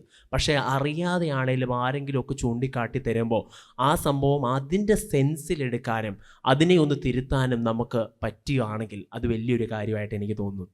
വേറൊരു കാര്യം, നമ്മളുടെ ഇപ്പോൾ ഉള്ള സാഹചര്യത്തിനകത്ത് സന്തോഷം കണ്ടെത്തുന്നതിനകത്ത് ഒരുപാട് കാര്യമുണ്ട്. കാരണം അതായത് ഞാൻ ബാംഗ്ലൂരിലാണ് പഠിച്ചത്. ബാംഗ്ലൂർ പഠിച്ചപ്പോഴത്തേന് ശരിക്കും പിന്നെ തിരിച്ച് നാട്ടിലേക്ക് വന്നു കഴിഞ്ഞപ്പോഴത്തേന് എനിക്ക് ഒരുപാട് വിഷമമായിരുന്നു. അയ്യോ, എനിക്ക് അവിടെ പോകാൻ പറ്റത്തില്ല, ഇവിടെ പോകാൻ പറ്റത്തില്ല, കൂട്ടുകാരില്ല, നാട്ടുകാരില്ല, എല്ലാവരും ആൾക്കാർ ജഡ്ജ് ചെയ്യുന്നു, അങ്ങോട്ട് പോകാൻ ഒന്നിനും പറ്റത്തില്ലാത്തൊരു സമയം. പക്ഷേ ഞാൻ എടുത്ത തീരുമാനമാണ് ഇവിടെ ബിസിനസ് തുടങ്ങുക എന്നുള്ളത്. എനിക്ക് ആരോട് പറയാൻ പറ്റും? അപ്പം ഞാൻ തീരുമാനിച്ചൊരു കാര്യം, ഇവിടെ എനിക്ക് എങ്ങനെ സന്തോഷം കണ്ടെത്താൻ പറ്റും എന്ന് ഓർത്ത്, അല്ലെങ്കിൽ നമുക്ക് ആ സാഹചര്യത്തിൽ മന്ത്രകോടിക്ക് പറ്റുന്ന ഒരു സാഹചര്യമല്ല എന്ന് എല്ലാവരും വിധി എഴുതിയപ്പോഴും മന്ത്രകോടി ഞാൻ അവിടെ വിറ്റു. അവിടെയുള്ള സാഹചര്യത്തിനകത്ത് വെച്ചുകൊണ്ട് ഞാൻ ചെയ്തു. ആദ്യം എടുക്കുന്ന വീഡിയോസിന് സ്റ്റാൻഡേർഡ് ഇല്ല എന്ന് എൻ്റെ പെങ്ങൾ എപ്പോഴും പറയായിരുന്നു. എൻ്റെ അച്ചാച്ച ഇങ്ങനല്ല എടുക്കുന്നത്. അന്ന് ഈ പറയുന്ന വലിയ വലിയ ബ്രാൻഡ്സ് എല്ലാം ഭയങ്കര എഡിറ്റ് ചെയ്ത് മ്യൂസിക്കൊക്കെ വെച്ച് വലിയ മോഡൽസിനെ വെച്ചിട്ടാണ് ഷൂട്ട് ചെയ്ത് ഞാൻ കണ്ടിട്ടേ ഉള്ളൂ. എന്നെപ്പോലെ ഈ സാരീസ് മന്ത്രകോടീസ് ഈ സാധാരണ ആൾക്കാർക്ക് മനസ്സിലാകുന്ന വിധത്തിൽ അന്ന് വരെ അങ്ങനെ ഞാൻ അധികം കണ്ടിട്ടുണ്ടായിരുന്നില്ല. അപ്പം ഞാനായിട്ട് അത് ചെയ്തത് എന്തുകൊണ്ടാണെന്ന് പറഞ്ഞാൽ, എൻ്റെ ബുദ്ധി സാമർഥ്യം കൊണ്ടിട്ടൊന്നും അല്ല. സത്യം പറഞ്ഞാൽ ഇപ്പോൾ ആൾക്കാർ പറയും അവൻ എന്നെ മിടുക്കന്, ഭയങ്കര ബുദ്ധിമാനാണെന്നൊക്കെ പറയും. പക്ഷേ സത്യം പറഞ്ഞാൽ, ഉള്ളത് പറഞ്ഞാൽ അതിനുള്ള ക്രെഡിറ്റ് എനിക്കില്ല. എനിക്ക് ഈ എഡിറ്റ് ചെയ്യാനും ഉള്ള പൈസയും ഈ ക്യാമറ ഷൂട്ട് ചെയ്യാനായിട്ടുള്ള ആളും മോഡലിനുള്ള പൈസയും എനിക്കുണ്ടായിരുന്നില്ല. അതാണ് സത്യമായിട്ടുള്ള കാര്യം. അതുകൊണ്ടാണ് ശരിക്കും പറഞ്ഞു കഴിഞ്ഞാൽ ഞാൻ ഉള്ള സാഹചര്യം വെച്ച് എൻ്റെ പെങ്ങളെയോ അല്ലാന്നുണ്ടെങ്കിൽ വരുന്ന മോഡൽസ് എന്ന് പറഞ്ഞു കഴിഞ്ഞാൽ ആൾക്കാർ, നമ്മുടെ റിയൽ ബ്രൈഡ്സ്, അത് ആൾക്കാർ അംഗീകരിച്ചു. അത് ശരിക്കും റിയൽ ആയിരുന്നു. അതിനകത്ത് എഡിറ്റിങ് കൂടുതലുണ്ടായില്ല. ആൾക്കാരുടെ ശരിയായിട്ടുള്ള ഇമോഷൻസിനെ ഞാൻ ക്യാപ്ചർ ചെയ്തു, ഞാൻ സ്വന്തമായിട്ട് ക്യാപ്ചർ ചെയ്തു. അത് കൂടുതൽ എഡിറ്റിങ്ങും ഒന്നും അറിയാൻ മേലാത്തതുകൊണ്ട് നമ്മൾ ആ സംഭവം അങ്ങനെ തന്നെ ഇത് ചെയ്തതോടുകൂടി ഇപ്പോഴത്തെ എനിക്ക് തോന്നുന്നു കൂടുതലും നമ്മൾ കാണുമ്പോഴത്തേന് ഈ ഒരു ട്രെൻഡിലേക്ക് ബാക്കിയുള്ളവർ വരുന്നത് ഞാൻ കാണാറുണ്ട്. അപ്പം ഞാൻ ഇടയ്ക്ക് ആലോചിക്കും, ദൈവമേ ഈ ട്രെൻഡിലേക്ക് ആയല്ലോ എന്ന്. അപ്പം നമ്മൾ ഉള്ള സാഹചര്യത്തിനകത്ത്, ഇപ്പം നിങ്ങൾക്കുള്ള സാഹചര്യത്തിനകത്ത് സന്തോഷിക്കാൻ നമ്മൾ ശ്രമിക്കണം എന്നെനിക്ക് തോന്നുന്നു. കാരണം ഇപ്പം നിങ്ങൾക്കുള്ള കൂട്ടുകാർ, ഞാൻ കോളേജിൽ പഠിക്കുന്ന സമയത്ത് ഞാൻ പറഞ്ഞല്ലോ, ഞാൻ ക്രിസ്തു ചെയ്യുന്നില്ല പഠിച്ചത്. അപ്പം ക്രൈസ്റ്റിൽ അഡ്മിഷൻ എടുക്കാൻ നിന്നിട്ട് അവിടെ കിട്ടാതെ വന്ന കുറേ ആൾക്കാരെ എൻ്റെ ബെസ്റ്റ് ഫ്രണ്ട്സിനകത്ത് കുറച്ച് പേരുണ്ടായിരുന്നു. അപ്പം അവന്മാർക്ക് ആദ്യത്തെ ഫസ്റ്റ് ഇയറിലെ അവന്മാരുടെ പ്രശ്നം എന്താണെന്ന് വെച്ച് കഴിഞ്ഞാൽ, ക്രൈസ്റ്റ് ആയിരുന്നുണ്ടെങ്കിൽ ഇതിപ്പം ഞങ്ങൾ കൊത്തന്നൂർ നാരായണപുര ക്രോസ്, ഇച്ചിരി ഹള്ളിയാണ്, ഇച്ചിരി വില്ലേജാണ് ഞങ്ങളുടെ സ്ഥലം. ഒരുപാട് ഇങ്ങനെ ബാംഗ്ലൂരിൻ്റെ ഭയങ്കര കോർ സ്ഥലം പോലത്തെ ഒരു സ്ഥലമല്ല. അപ്പം ബാംഗ്ലൂർ ലൈഫ് പ്രതീക്ഷിച്ച് വന്നതാണ്. ഇതിപ്പം ക്രിസ്തു ജയന്തിയിലായി വന്ന് പെട്ടെന്ന് പറഞ്ഞ് ആദ്യത്തെ ഒരു വർഷം അവരങ്ങനെ വിഷമിച്ചല്ല, അവരിങ്ങനെ കോളേജിനെയും നമ്മളെയും സ്വന്തമായിട്ട് വഴി പറഞ്ഞ് ഇങ്ങനെ ആ ഒരു വർഷം നശിപ്പിച്ചു. സെക്കൻഡ് ഇയർ ആയപ്പോഴത്തേന് കുറച്ചും കൂടെ കൂട്ടുകാരൊക്കെ ആയി. പിന്നെ നമ്മൾ എങ്ങനെയും പുറത്ത് പോകണം, എങ്ങനെയും ഇത് ചെയ്യണം എന്നൊക്കെ പറഞ്ഞിട്ട് സെക്കൻഡ് ഇയർ ആയി. തേർഡ് ഇയറിൽ എല്ലാവരും ഒന്ന് കൂട്ടായി ഒന്ന് ശരിയായി വന്നപ്പോഴത്തേനും കോളേജ് അവസാനിച്ചു. ഇന്ന് ഞങ്ങളെല്ലാവരും ഒരുമിച്ച് പറയുന്ന ഒരു കാര്യമുണ്ട്, ആ ഒരു സമയം ആയിരുന്നു ഞങ്ങളുടെ ജീവിതത്തിലെ ഏറ്റവും best life of our life എന്ന് ഞങ്ങൾ എപ്പോഴും പറയാറുണ്ട്. കാരണം ആ ഒരു സമയം ഇന്ന് ഞാൻ ആലോചിച്ച ഒരു ദിവസം കൂടെ തിരിച്ച് കിട്ടണം എന്ന് വിചാരിച്ചു കഴിഞ്ഞാൽ എനിക്കത് പറ്റിയെന്ന് വരത്തില്ല. അതുപോലെ തന്നെയാണ് ഇപ്പം നമുക്ക് കൂട്ടുകാരുണ്ട്.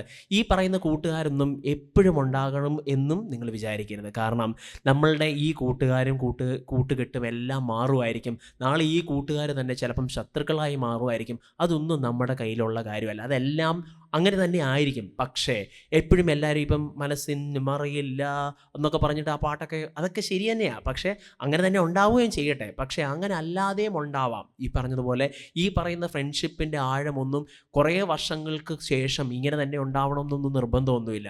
ആവാൻ ശ്രമിക്കണം, പക്ഷേ ഉണ്ടാവണം നിർബന്ധമില്ല. പക്ഷേ ഇപ്പം നമ്മൾ എൻജോയ് ചെയ്യുന്നത് ആ ഒരു ഇപ്പം നമ്മളുടെ കൂട്ടുകാരുടെ കൂടെയുള്ള ആ മെമ്മറീസ് അത് നമുക്ക് മാറത്തില്ല. അത് നമുക്ക് എന്നും അസറ്റായിരിക്കും. അത് നമ്മൾ വേറൊരാൾക്ക് വേണ്ടി ചെയ്യുന്നതല്ല, അത് നമുക്ക് വേണ്ടി ചെയ്യുന്ന കാര്യം തന്നെ. ആ മെമ്മറീസ് നമ്മളിപ്പോൾ ഉണ്ടാക്കണം.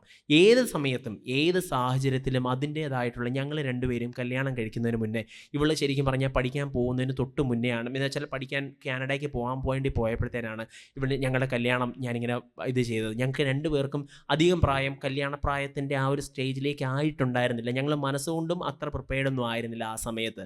അപ്പം ആൾക്കാരെല്ലാവരും ഇവളോട് പറഞ്ഞ് ഞങ്ങളോട് എല്ലാവരും കല്യാണം അതോടെ കഴിഞ്ഞു മോനെ, അതോടെ കഴിഞ്ഞു. അപ്പം ഇവളെപ്പോഴും പറയുമായിരുന്നു, എല്ലാവരും ചോദിച്ചാൽ എല്ലാ ആൾക്കാരും പറയുന്നത് ഇങ്ങനെ തന്നെയാണല്ലോ, എല്ലാ ആൾക്കാരും കല്യാണത്തെപ്പറ്റി ഒരു നല്ല കാര്യം പോലും പറഞ്ഞു കേട്ടിട്ടില്ല, ഇതോടെ തീർന്നു എന്നാണല്ലോ പറയുന്നത് എന്ന് പറഞ്ഞു. അപ്പം ഞാൻ പറഞ്ഞു അവളോട് ഒരു ദിവസം ഞാൻ അവളോട് പറഞ്ഞു, അല്ലെന്ന് നമ്മൾ തെളിയിച്ച് കാണിക്കണം. നമ്മൾ എടുത്തു, ഏതായാലും ഈ തീരുമാനം എടുത്തു, കല്യാണം കഴിക്കാൻ തീരുമാനിച്ചു. അപ്പം അതിനുള്ള ക്രെഡിറ്റ് നമ്മൾ എടുക്കണം. എന്നിട്ട് ഇങ്ങനെ അല്ല, കല്യാണം ശരിക്കും പറഞ്ഞാൽ നല്ലൊരു കാര്യമാണെന്നും നമ്മൾ നല്ല കൂട്ടുകാരായിരിക്കുമെന്നും നമ്മൾ രണ്ടുപേരും വളരെ സന്തോഷമായിട്ട് ജീവിച്ച് തെളിയിച്ച് അവർക്ക് കാണിച്ചു കൊടുക്കുന്നതിനകത്താണ് കാര്യം എന്ന് ഞാൻ അവളോട് പറഞ്ഞിട്ടുണ്ട്. ഇന്ന് 2-2.5 വർഷത്തോളമായി ഞങ്ങളുടെ കല്യാണം കഴിഞ്ഞിട്ട് അഭിമാനത്തോടെ സന്തോഷത്തോടെ പറയാൻ പറ്റും, ഏറ്റവും നല്ല കല്യാണം കഴിക്കുന്നത് നല്ലതാണ്. നല്ലൊരു കൂട്ടാണ് നമുക്ക് എല്ലാ കാലത്തും. ഒരു കൂട്ട്, പ്രശ്നങ്ങളും ചെറിയ എന്തൊക്കെ ഉണ്ടാവും, പക്ഷേ അത് നല്ല കാര്യം തന്നെയാണ്. അപ്പം കല്യാണത്തിൻ്റെ കാര്യം ഞാനൊരു എക്സാമ്പിളായിട്ട് പറഞ്ഞതാണ്. ഏത് കാര്യത്തിനകത്തും അതിനകത്തെ നല്ല വശം എടുക്കാനും നല്ലതായിട്ട് മാറ്റാനും നമ്മൾ ഇനിഷ്യേറ്റീവ് എടുത്താൽ പറ്റണം. ഇന്ന് നമുക്ക് അപ്പനും അമ്മയും കൂടെയുണ്ട്. ഞാൻ ഇടയ്ക്കെങ്കിലും ആലോചിച്ചൊരു കാര്യം, ഒരു ദിവസം എൻ്റെ അപ്പൻ ഡ്രൈവ് ചെയ്ത് വീട്ടിലോട്ട് പോകുന്ന വഴിക്ക് കാറ് സൈഡിൽ വെച്ച് അപ്പം പെട്ടെന്ന് എന്നെ ഒരാൾ വിളിച്ചിട്ട് പറഞ്ഞു, അപ്പന് എന്തോ ഒരു ചെറിയ പ്രശ്നമുണ്ട്, പെട്ടെന്ന് വരാൻ. എൻ്റെ ജീവൻ ഞാൻ ശരിക്കും പേടിച്ച് വിറച്ചു പോയി. കാരണം അതായത് അപ്പൻ്റെ കണ്ണൊക്കെ ഇരുണ്ട് പോയെന്നോ ഇങ്ങനെ എന്തോ ചെറിയ കാര്യങ്ങളൊക്കെ പറഞ്ഞു കഴിഞ്ഞപ്പോഴത്തേന് ഹാർട്ടിൻ്റെ എന്തോ ECG വേരിയേഷൻ ഉണ്ടെന്നൊക്കെ പറഞ്ഞു കഴിഞ്ഞപ്പോഴത്തേന് ഏറ്റവും മൂലം അറിയാവുന്ന മുറി ഡോക്ടറാണല്ലോ ഞാൻ. അപ്പോൾ ഈ സാധനങ്ങളൊക്കെ കേട്ടപ്പോഴത്തേന് ഹാർട്ട് അറ്റാക്കിൻ്റെ ലക്ഷണം, അതായത് കുറച്ച് വിവരമുള്ളവന് സത്യം പറഞ്ഞ് ഒരു വിവരം ഇല്ലാത്തവനാണ് അതിനേക്കാളും നല്ലത്. പക്ഷേ ഒരു ഇച്ചിരിയൊക്കെ ഞാൻ അതിൻ്റെ ഏറ്റവും മൂലം പഠിച്ചപ്പോഴത്തേന് ഞാൻ കണക്ട് ചെയ്യുന്നത് ഹാർട്ട് അറ്റാക്കും വേറെ വല്ലോ സംഭവമൊക്കെ ആയിട്ടാണ് ഞാൻ കണക്ട് ചെയ്തത്. അന്ന് ഞാൻ ഓർത്തു, ഞാൻ പോകുന്ന വഴിക്ക് ഞാൻ ആലോചിച്ചു, ദൈവമേ, എൻ്റെ അപ്പനും എൻ്റെ അമ്മയും നമുക്ക് ഇല്ല എന്നുണ്ടെങ്കിൽ ആ ഒരു സംഭവത്തെപ്പറ്റി എനിക്ക് ആലോചിക്കാൻ പോലും പറ്റത്തില്ല. കാരണം ഇപ്പം ഏത് നട്ടപ്പാതിരയ്ക്കും എപ്പോൾ എന്ത് വിഷമമാണേലും എനിക്ക് തിരിച്ചു ചെല്ലാൻ എനിക്കൊരു വീടുണ്ട്, എനിക്കെൻ്റെ അപ്പനും അമ്മയുണ്ട്. എൻ്റെ അമ്മ എത്ര വഴക്ക് പറഞ്ഞാലും ഞങ്ങൾ തമ്മിൽ എപ്പോഴും വഴക്കും അടിയൊക്കെ ഉണ്ട്, അതൊക്കെ ശരിയാണ്. പക്ഷേ ഒരു ഭാര്യയെക്കാളോ അല്ലെങ്കിൽ വേറെ ഏതൊരാൾക്കാരെക്കാളും കൂടുതൽ വഴക്ക് പിടിച്ചാലും ഒരിക്കലും പിറ്റേ ദിവസം അമ്മേ എന്ന് വിളിച്ചു കഴിഞ്ഞാൽ ആ സാധനം എല്ലാം മറന്നു പോകുന്നത് അമ്മയും അപ്പനും മാത്രമേ ഉണ്ടാകത്തുള്ളൂ. അപ്പോൾ അതുകൊണ്ട് നമുക്ക് നമ്മുടെ അപ്പനും അമ്മയും ഉള്ളത് മാക്സിമം എൻജോയ് ചെയ്യണം. അവർക്ക് ചെയ്യാൻ പറ്റുന്നതൊക്കെ ചെയ്യണം. അവരൊന്നും തിരിച്ച് പറഞ്ഞില്ലെങ്കിലും അവരുടെ ആ സംഭവത്തിനകത്ത് അവർക്ക് കിട്ടുന്ന ആ ഒരു സന്തോഷം നമുക്ക് ആസ്വദിക്കാൻ പറ്റണം. അതുപോലെ നമുക്ക് ചെയ്യാൻ പറ്റുന്ന നന്മകളൊക്കെ മറ്റുള്ളവർക്കൊക്കെ ചെയ്യണം. ചുറ്റുമുള്ള ആൾക്കാരിലേക്ക് ഇതൊന്നും ആൾക്കാരുടെ എന്തെങ്കിലും ക്രെഡിറ്റ് തിരിച്ച് പ്രതീക്ഷിച്ചിട്ടൊന്നും ആയിരിക്കരുത് ചെയ്യുന്നത്. ഞാൻ സത്യമായിട്ട് ഞാൻ പറയുന്ന എന്നാ കാര്യം എന്ന് വെച്ചാൽ, ഞാൻ എന്തെങ്കിലും ചെയ്തിട്ടുണ്ടെങ്കിൽ, നമ്മൾ ചെയ്യുന്ന കാര്യങ്ങൾ ഞാൻ ഏതെങ്കിലും കാലത്ത് എന്തെങ്കിലും ചെയ്തിട്ടുണ്ടെങ്കിൽ അതിൻ്റെ 1 മടങ്ങല്ല, ഇരട്ടിയല്ല ഫലം, 1000 ഇരട്ടിയാണ് ഇന്ന് ഞാൻ അനുഭവിക്കുന്നത്. എന്തെങ്കിലും ചെറുതായി എവിടെയെങ്കിലും ചെയ്തെങ്കിൽ അത് ആരെയും കാണിക്കാൻ വേണ്ടി ചെയ്യേണ്ട, നമ്മൾ സ്വന്തമായിട്ട് നമ്മുടെ മനസാക്ഷിക്ക് മാത്രം ശരി എന്ന് തോന്നുന്ന കാര്യം ചെയ്യുക. അതിൻ്റെ 1000 ഇരട്ടി, ബാക്കി ലീവ് ഇറ്റ് ടു ദൈവത്തിന് വിട്ടുകൊടുത്തേക്കുക. ബാക്കി 1000 മടങ്ങ് ഇരട്ടിയായിട്ട് ഇന്ന് കിട്ടത്തില്ലായിരിക്കും, ചിലപ്പോൾ നാളെ കിട്ടത്തില്ലായിരിക്കും. ഒരു കാലത്ത് അത് നമുക്ക് അതൊരു വലിയ അസറ്റും ഇൻവെസ്റ്റ്മെൻറ്റുമായിട്ട് നമുക്ക് തിരിച്ചു കിട്ടും. അപ്പം ഇത്രയും കാര്യങ്ങളാണ് എൻ്റെ ഒരു ചെറിയ ജീവിതത്തിൽ ഇത്രയും നാളുമുള്ള ഒരു 30 വർഷത്തുള്ള എൻ്റെ ജീവിതത്തിനകത്തുനിന്ന് എനിക്ക് നിങ്ങൾക്ക് പറഞ്ഞു തരാനായിട്ട് പറ്റുന്നത്. ഇതിനകത്തുനിന്ന് മുഴുവനൊന്നും എടുത്തില്ലെങ്കിലും കുറച്ച് എവിടെയെങ്കിലും എന്തെങ്കിലുമൊക്കെ നിങ്ങൾക്ക് കിട്ടുകയാണെങ്കിൽ അതൊരു വലിയ കാര്യമായിട്ട് എനിക്ക് തോന്നുന്നു. Thank you sir. ഇത്രയേറെ ക്ലോത്തിങ് ബ്രാൻഡ് ഉള്ള ഒരു കാലത്ത് എംലോഫ്റ്റ് വളരെ ഡിഫറെൻ്റ് ആയിട്ട് നിൽക്കുന്നുണ്ടല്ലോ. സോ എന്ത് സ്ട്രാറ്റജിയാണ് എംലോഫ്റ്റ് അതിനെ ഫോളോ ചെയ്യുന്നത്? ഞാൻ എപ്പോഴും വിചാരിക്കുന്ന ഒരു കാര്യമുണ്ട്, ഞാനൊരു കസ്റ്റമർ ആണെന്നുണ്ടെങ്കിൽ ഞാനതെടുക്കുമോ? അങ്ങനെയായിരിക്കും എൻ്റെ പർച്ചേസും എൻ്റെ പ്രൈസിങ്ങും അതുപോലെ തന്നെ നമ്മളുടെ സ്റ്റാഫിന് ഞാൻ കൊടുക്കുന്ന ട്രെയിനിങ്ങും. അപ്പം ഞാൻ എപ്പോഴും എന്നാ ചെയ്യുന്നതെന്ന് വെച്ച് കഴിഞ്ഞാൽ ഞാൻ എപ്പോഴും ആ ഫ്ലോറിൽ അവിടെ എവിടെയെങ്കിലുമൊക്കെ കാണും. അപ്പം ഇവരുടെ പ്രശ്നങ്ങൾ എന്നാന്ന് എനിക്കറിയാം, ഇവർ ചോദിക്കുന്ന സാധനങ്ങൾ എന്നൊക്കെ ആയിരിക്കുമെന്ന് എനിക്ക് നന്നായിട്ടറിയാം. അതുപോലെ തന്നെ ഇവർ ഇപ്പം ചില സാധനത്തിനകത്ത് ഇപ്പം സേ ഫോർ എക്സാമ്പിൾ ചില ഫാബ്രിക്കുകൾ ഒതുങ്ങി കിടക്കത്തില്ല, ഭംഗിയുണ്ടായിരിക്കും ഒതുങ്ങി കിടക്കത്തില്ല. അത് നമ്മൾ അകത്തിരുന്ന് കഴിഞ്ഞാൽ നമുക്ക് മനസ്സിലാകത്തില്ല. നമ്മൾ അവിടെ ആ ഫ്ലോറിൽ അതിനകത്തുണ്ടെങ്കിൽ മാത്രമേ നമുക്കത് മനസ്സിലാകത്തുള്ളൂ. അപ്പം ഞാൻ പറയുന്നത് എന്താണെന്ന് വെച്ച് കഴിഞ്ഞാൽ ഞാൻ എപ്പോഴും എൻ്റെ ഒരു പേഴ്സണൽ ടച്ച് എല്ലാത്തിനകത്തും കൊടുക്കാൻ ശ്രമിക്കാറുണ്ട്. ഈവൻ ഡിസൈനകത്താണേലും ബാക്കിയുള്ള കാര്യത്തിനകത്താണേലും. അപ്പം ചില ലെഹങ്കകളൊക്കെ നമ്മൾ ചെയ്യുമ്പോഴത്തേന് ഡിസൈനേഴ്സ് പറഞ്ഞിട്ടുള്ള വർക്ക് അതിനകത്ത് ഉണ്ടായിരിക്കും, പക്ഷേ അതിനകത്ത് ഞാൻ ചെന്ന് നോക്കുമ്പോഴത്തേന് അതിനൊരു വർത്ത് എനിക്ക് തോന്നുന്നില്ല എന്നുണ്ടെങ്കിൽ ഞാൻ മുഴുവനായിട്ട് അഴിപ്പിച്ച് മുഴുവനായിട്ട് ഒന്നുകൂടെ ചെയ്തോളാൻ പറയും, അല്ലെങ്കിൽ അതിനകത്ത് കുറച്ചും കൂടെ ആഡ് ചെയ്തോളാൻ പറയും. അത് എല്ലാ കാര്യത്തിനകത്തും എനിക്ക് പറ്റുന്ന ഒരു പേഴ്സണൽ ടച്ച് കൊടുക്കാൻ ഞാൻ മാക്സിമം ഇതുവരെ ശ്രമിച്ചിട്ടുണ്ട്. അതാണെന്ന് തോന്നുന്നു ബാക്കിയുള്ള ബ്രാൻഡുകളിൽ നിന്ന് കുറച്ച് ഒരുപാട് ആൾക്കാർ അങ്ങനെ ചെയ്യുന്നവരുണ്ട്. പിന്നെ നല്ല ദൈവാനുഗ്രഹവും ഈ കാര്യം അത് നേരെ തിരിച്ചാട്ടോ, നല്ല ദൈവാനുഗ്രഹവും ഇതും ആണ് ശരിക്കും പറഞ്ഞു കഴിഞ്ഞാൽ ബാക്കിയുള്ള ബ്രാൻഡുകളിൽ നിന്ന് കുറച്ച് വ്യത്യാസമായിട്ട് നമ്മളെ നിർത്തുന്നതെന്ന് എനിക്ക് തോന്നുന്നു. സാറിൻ്റെ അഭിപ്രായത്തിൽ ഒരു ബിസിനസ്സിനെ തോൽവിയിൽ നിന്ന് വിജയത്തിലേക്ക് കൊണ്ടുവരാനുള്ള ഏറ്റവും ഇമ്പോർട്ടൻ്റ് ആയ ഫാക്ടർ എന്താണ്?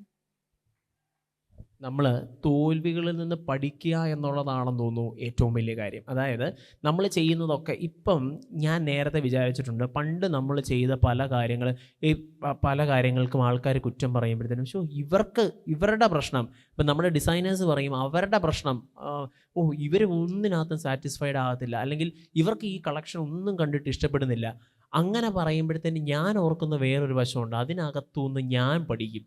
ശരിക്കും പറഞ്ഞു കഴിഞ്ഞാൽ അവരെന്തായിരിക്കും അവരുടെ മനസ്സിൽ ഓർക്കുന്ന. ഫോർ എക്സാമ്പിൾ ഞാനൊരു കാര്യം പറയാം. അതായത് ഇവിടുത്തെ ഒരു വലിയ ബിസിനസ്സുകാർ നമ്മളുടെ ഭയങ്കര അടുത്ത കൂട്ടുകാരാണ്, ഭയങ്കര ഇതായിട്ടുള്ള ആൾക്കാരാണ്, പക്ഷേ അവരുടെ കല്യാണത്തിന് നമ്മളെ ചൂസ് ചെയ്തില്ല.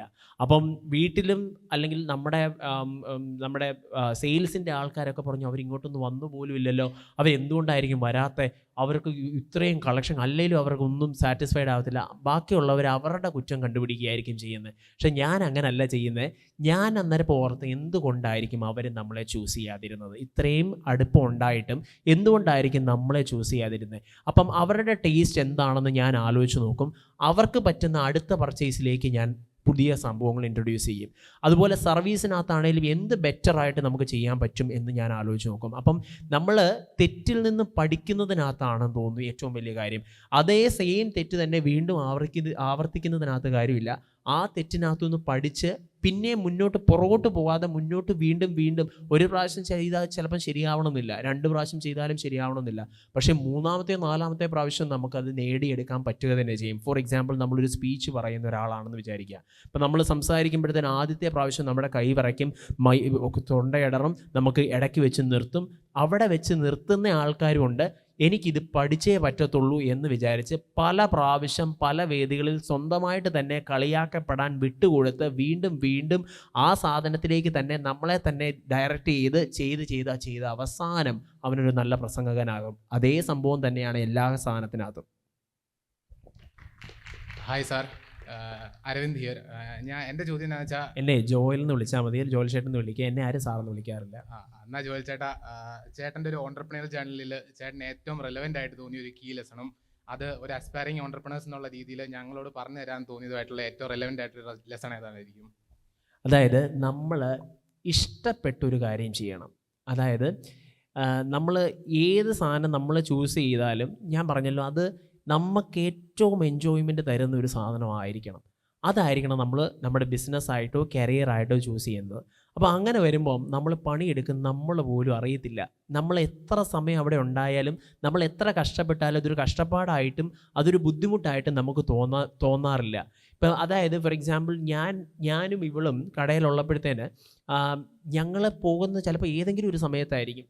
അതിനകത്ത് ഞങ്ങൾക്ക് വിശക്കാറില്ല. കസ്റ്റമർ വരുമ്പോൾ 3, 4, 5 കസ്റ്റമറെ ഒരുമിച്ച് കാണിക്കുന്നതിനകത്താണ് നമ്മുടെ ആരും ഇല്ലെങ്കിലാണ് എനിക്ക് ക്ഷീണം വരത്തുള്ളൂ. അല്ല, ഇവൾ എന്നോട് പറയാറുണ്ട്, ജോച്ചാച്ചൻ മരിക്കാറായിരുന്നാലും ആ കടയെ കൊണ്ടുവന്ന് വെച്ച് കഴിഞ്ഞാൽ പുനർജീവിക്കുന്നു. അത് സത്യമായിട്ട് എനിക്ക് പലപ്പോഴും തോന്നാറുണ്ട്. കാരണം നമ്മൾ ഇഷ്ടപ്പെട്ട് ചെയ്യുന്ന ഒരു കാര്യത്തിനകത്ത് നമ്മൾ ശരിക്കും ഫുള്ളി ഇൻവോൾവ് ആയിരിക്കും. നമുക്ക് വിശക്കത്തില്ല, ദാഹിക്കത്തില്ല, നമുക്ക് അസുഖം വരത്തില്ല, നമുക്ക് വേറെ പ്രശ്നങ്ങൾ വന്നാലും നമുക്കത് വലിയ പ്രശ്നമായിരിക്കത്തില്ല. അപ്പം നമ്മൾ ഇഷ്ടപ്പെട്ട ഒരു സാധനം സെലക്ട് ചെയ്യണം. അതിനകത്തുനിന്ന് അതിൻ്റെ ഓരോ ഗ്രോത്തും, നമ്മൾ മക്കളെ വളർത്തുന്ന പോലെയാണെന്ന് തോന്നുന്നു ബിസിനസ് വളർത്തുന്നത്. അതിൻ്റെ ഓരോ ഫേസും നമ്മളിങ്ങനെ എൻജോയ് ചെയ്യണം. അതായത് ഒരു പിച്ച വെച്ച് വരുമ്പോൾ മുതലാകുമ്പോൾ ഇതേ കണ്ടോ.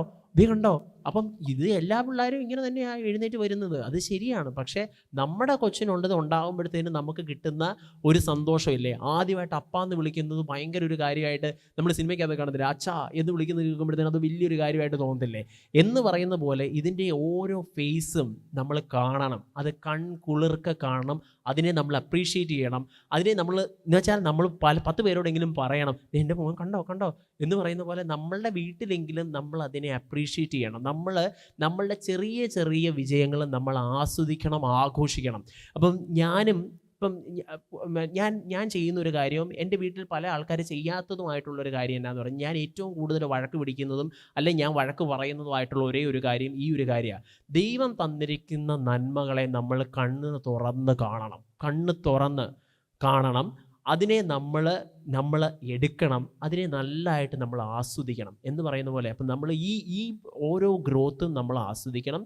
നമ്മളത് ഇത് ചെയ്ത് ഞാൻ ഇടയ്ക്ക് ആലോചിക്കും, നമ്മുടെ കല്യാണ പെണ്ണ് എന്നെ വിളിക്കും. കല്യാണത്തിന് ചില ആൾക്കാർ കല്യാണത്തിന് പോയി ആ കല്യാണ പെണ്ണ് ആ മറ്റേ ഉടുത്ത സാരി അല്ലെങ്കിൽ ഗൗൺ ഇട്ടിട്ട് ഇങ്ങോട്ട് ഇറങ്ങി വരുമ്പോൾ ചിലപ്പോൾ ഞാൻ ആലോചിക്കും, ദൈവമേ ഈ പെണ്ണിൻ്റെ അപ്പൻ ഞാനാണോ അതോ ഈ മനുഷ്യനാണോ? സൈഡിൽ നിൽക്കുന്ന അപ്പനില്ലാത്ത സന്തോഷമായിരിക്കും, അല്ലെങ്കിൽ ആ ഒരു ഇതായിരിക്കും എനിക്ക് കിട്ടുന്നത്. അപ്പം ഞാൻ ആലോചിക്കുന്ന ഒരു കാര്യം, ഇത്രയും ആൾക്കാരുടെ മുന്നിൽ എൻ്റെ ഗൗൺ എന്ന് പറയുന്നത് എൻ്റെ മക്കൾ പോലത്തെ സാധനം തന്നെയാണ്.